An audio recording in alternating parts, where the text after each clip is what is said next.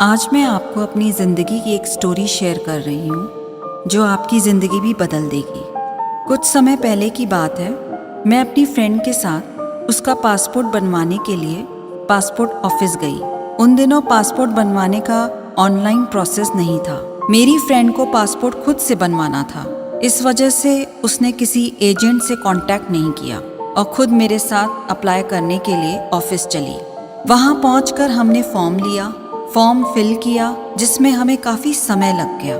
फिर हम दोनों पासपोर्ट फीस डिपॉजिट करने के लिए लाइन में खड़े हो गए, पर जैसे ही हमारा नंबर आया तो काउंटर वाले सर ने विंडो बंद कर दी और कहा कि समय ख़त्म हो चुका है, अब कल आइएगा। मैंने उनसे बहुत रिक्वेस्ट की। मैंने उनसे कहा कि हम सुबह से आए हैं, सारा काम कर दिया है, सिर्फ फीस डिपॉजिट करने की बात है, प्लीज़ फीस ले लीजिए। काउंटर वाले सर बिगड़ गए, कहने लगे कि आपने पूरा दिन अपना लगा दिया तो उसके लिए मैं जिम्मेदार हूँ क्या? मैं भी तो सुबह से अपना काम ही कर रहा हूँ। सरकार से जाकर कहिए कि ज़्यादा लोगों को काम पर लाए। मैंने बहुत रिक्वेस्ट की पर वो नहीं माने। उन्होंने कहा बस 2 बजे तक का ही समय होता है, 2 बज गए हैं, अब कुछ नहीं हो सकता। मैं भी सुबह से उनको देख रही थी कि वो एजेंट्स का काम कर रहे थे, लेकिन जैसे ही बिना एजेंट वाला काम आया तो उन्होंने बहाने बनाना शुरू कर दिए। पर मैं और मेरी फ्रेंड अड़े हुए थे कि बिना किसी एजेंट और बिना ऊपर से पैसे खिलाए इस काम को करना है। फिर मुझे ऐसा भी लगा कि अगर कल आएंगे तो कल भी पूरा दिन निकल जाएगा, काम तो होगा नहीं, क्योंकि एजेंट लोग ही विंडो घेर के खड़े रहते हैं जिसमें हम आम लोगों को मौका ही नहीं मिलता। मेरी फ्रेंड को मैंने बोला एक बार और ट्राई करते हैं। काउंटर वाले सर अपनी बैग लेकर कैंटीन चले गए। मैं भी कैंटीन से खाना लेकर उनके सामने बेंच पर जाकर बैठ गई। वो अकेले बैठकर अपना लंच कर रहे थे। उन्होंने मेरी ओर देखा और बुरा सा मुंह बनाने लगे। मैंने मुस्कुराकर उनसे पूछा कि आप रोज घर से खाना लाते हो? उन्होंने कहा हाँ, मैं रोज लाता हूँ। मैंने उनसे कहा आपके पास तो बहुत काम है, रोज बहुत से नए नए लोगों से मिलते होंगे। उन्होंने पता नहीं क्या समझा और कहा कि हाँ, मैं तो एक से एक बड़े अधिकारियों से मिलता हूँ। कई IAS, IPS, विधायक और न जाने कौन कौन रोज यहाँ आते हैं। मेरी कुर्सी के सामने बड़े बड़े लोग इंतजार करते हैं। मैंने बहुत गौर से देखा। ऐसा कहते हुए उनके चेहरे पर अहम का भाव था। मैं चुपचाप सुन रही थी। मैंने उन्हें अपनी प्लेट से उनको खाना ऑफर किया। उन्होंने भी बड़े अनमने मन से अपनी प्लेट से ऑफर किया। मैंने उनके खाने की बहुत तारीफ की और कहा कि आपकी वाइफ तो बहुत टेस्टी खाना बनाती है। वे चुप रहे। मैंने उनसे फिर से कहा कि आप बहुत महत्वपूर्ण सीट पर बैठे हो, बड़े बड़े लोग आपके पास आते हैं, तो क्या आप अपनी कुर्सी की इज्जत करते हो? वो चौंक उठे। उन्होंने मेरी ओर देखकर पूछा कि इज्जत मतलब? मैंने कहा कि आप बहुत भाग्यशाली हो, आपको इतनी महत्वपूर्ण जिम्मेदारी मिली है। आप न जाने कितने बड़े बड़े अफसरों से डील करते हो, लेकिन आप अपने पद की इज्जत नहीं करते। उन्होंने मुझसे पूछा कि ऐसा कैसे कह दिया आपने? मैंने कहा कि जो काम दिया गया है उसकी इज्जत करते हो अगर आप, तो इस तरह रूखे व्यवहार वाले नहीं होते। देखिए, आपका कोई दोस्त भी नहीं है। आप ऑफिस की कैंटीन में अकेले खाना खाते हो, अपनी कुर्सी पर भी मायूस होकर बैठे रहते हो। लोगों का होता हुआ काम पूरा करने की जगह अटकाने की कोशिश करते हो।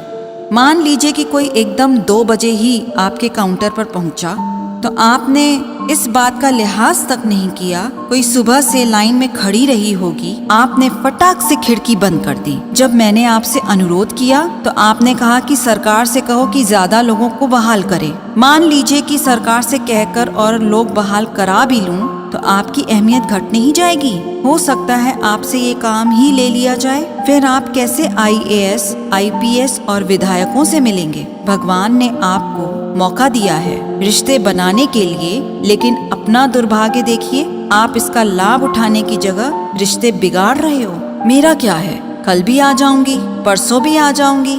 ऐसा तो है नहीं कि आज नहीं काम हुआ तो कभी नहीं होगा। आप नहीं करोगे तो कोई और करेगा। पर आपके पास तो मौका था किसी को अपना एहसानमंद बनाने का, आप उससे चूक गए। वे खाना छोड़कर मेरी बातें सुनने लगे। मैंने कहा कि पैसे तो बहुत कमा लेंगे, लेकिन रिश्ते नहीं कमाए तो सब बेकार है। क्या करोगे पैसों का? अपना व्यवहार ठीक नहीं रखोगे तो आपके घर वाले भी आपसे दुखी रहेंगे। यार दोस्त तो नहीं है, ये तो मैं देख ही चुकी हूँ। मुझे देखिए, मैं अपने ऑफिस में कभी अकेले खाना नहीं खाती। यहाँ भी भूख लगी तो आपके साथ खाना खाने आ गई। अकेले खाना भी कोई जिंदगी है? मेरी बातें सुनकर उनकी आंखों में आंसू आ गए। उन्होंने कहा कि आपने बात सही कही है, मैं अकेला हूँ। पत्नी झगड़ा करके मायके चली गई है, बच्चे भी मुझे पसंद नहीं करते, माँ है वह भी कुछ ज़्यादा बात नहीं करती, सुबह 4-5 रोटी बनाकर दे देती है और मैं अकेले खाना खाता हूँ। रात में घर जाने का भी मन नहीं करता। समझ में नहीं आता कि गड़बड़ी कहाँ है। मैंने उनसे कहा कि खुद को लोगों से जोड़ो, किसी की मदद कर सकते हो तो करो, किसी की मदद कर सकते हो तो करो। देखिए, मैं अपनी फ्रेंड के पासपोर्ट के लिए यहाँ आई हूँ। मेरे पास तो अपना पासपोर्ट है। मैंने अपनी फ्रेंड के खातिर आपसे भी रिक्वेस्ट की, इसलिए मेरे पास दोस्त है, आपके पास नहीं है। वे उठे और मुझसे कहा कि आप तुरंत मेरी खिड़की पर पहुँचो, मैं आज ही फॉर्म जमा करूँगा। मैं नीचे गई, उन्होंने मेरा फॉर्म जमा किया, फीस ले ली और हफ्ते भर में पासपोर्ट बन गया। कुछ महीनों बाद दिवाली के दिन मेरे पास बहुत से फ़ोन आए। मैंने करीब सबके फ़ोन उठाए। उसमें से एक नंबर से फ़ोन आया। मैम, रविंद्र कुमार चौधरी बोल रहा हूँ। मैं एकदम से पहचान न सकी।